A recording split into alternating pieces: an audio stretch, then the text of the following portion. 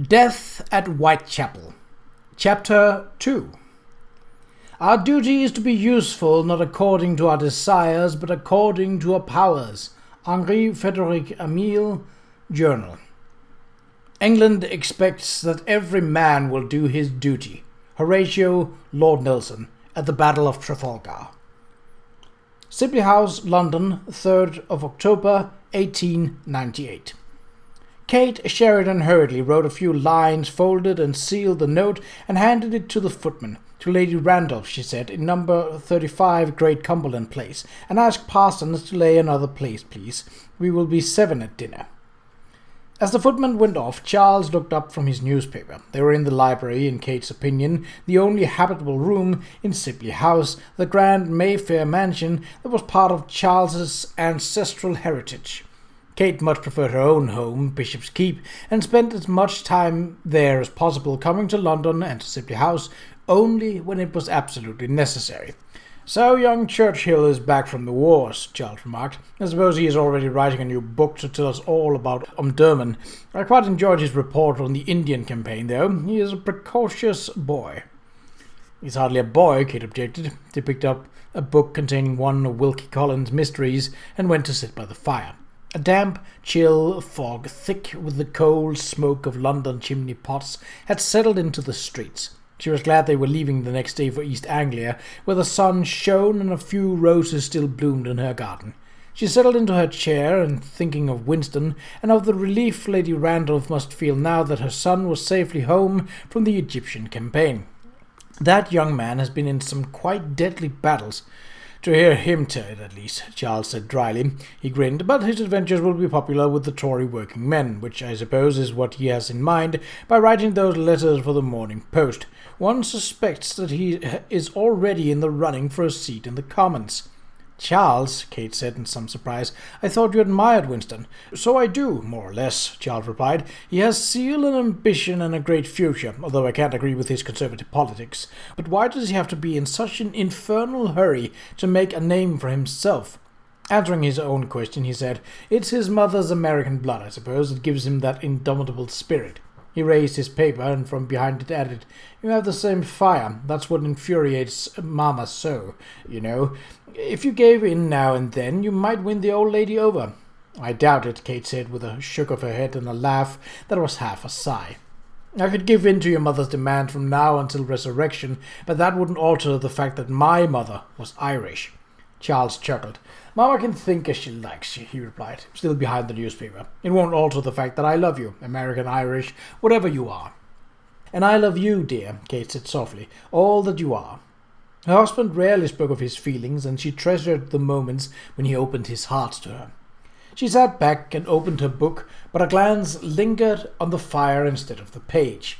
When she fell in love with Charles, she had been 27 and a spinster, accustomed to living on her own life and earning her own living. An inheritance of her aunt's estate and manor had strengthened her independence, as had the financial and literary success of the stories she wrote under the pen name of Beryl Bardwell. Whether it was her Irish blood or her upbringing in a New York City working-class family, or the financial freedom she had gained with her pen, Catherine Artley Sheridan was her own woman, and her mother-in-law, the Dowager Lady Somersworth, could not forgive her for it. For a time, Lady Somersworth's stern disapproval made Kate unhappy, for she had hoped to be close with Charles's mother. In the last 18 months, though, this difficulty had been overshadowed by another, her loss of the child she carried, and the doctor's announcement that she could never again conceive. Now even that darkness was fading, for Charles had made it clear he did not long for a child, that he was quite content that their marriage be exactly as it was. Anyway, Kate had satisfying work of her own to fill any empty hours. She had started a vocational school for girls called A School for the Useful Arts at Bishop's Keep, and her latest Bardwell book, an historical novel set in the seacoast village of Rottingdean and called Smuggler's Village, had just appeared. The reviews had been excellent, and she was beginning to think that it was time to start another book, although she currently had no idea what sort of book it ought to be. On the other side of the fire, Charles Sheridan, the 5th Baron of Somersworth, was also neglecting his reading. He was thinking, quite unhappily, about his mother and the visit he should have to pay next week to the family estate in Norwich, where the Dowager Lady Somersworth lived when not in residence at Sibley House. Until 2 years ago, Somersworth and Sibley House had also been home to his older brother Robert, the fourth Baron, whose death had shifted to Charles's unwilling shoulders not only the barony, but the duties and responsibilities that went with it. The management of the estates in England and Ireland, the family seat in the House of Lords, and a place in society, none of which Charles wanted. The estates presented far too many intractable problems. His liberal leanings made him unpopular with the other lords, and he didn't give a shilling for society which he found trivial and tedious. He had even insisted on retaining the name of Sheridan, his own name, which had served him well for his lifetime.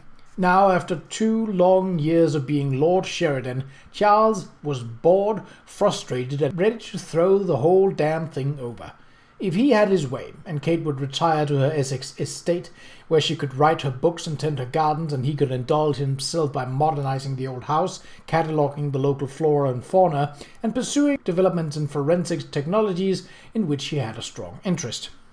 The clock in the corner proffered a tentative whir, wheezed twice, and began to chime the hour. If he wanted to retire to the country, why the devil didn't he just retire? The answer, unfortunately, lay in his oppressive sense of duty. When he and Robert were children, their father had dinned into their ears their favourite British catechism, not what you will, but what you must, and that hoary old extortion of Nelson's, England expects that every man will do his duty. Unfortunately, Charles had learned this lesson all too well. Until his mother was dead, he could do what he must to uphold the family name, which would die with him, since Kate could not bear him any children. What he would not do was allow his mother to behave discourteously to his wife, and the safest way to guarantee that was to keep them apart. Hence, Kate was taking the train to Essex in the morning, and he would go off to Somersworth to discuss the year's harvest yields with his estate agent, act the beneficent landlord to his tenants, and play the role of dutiful son to his overbearing mother. All very dull, terribly boring, and unfortunately very much obligatory. Charles sighed and went back to his newspaper.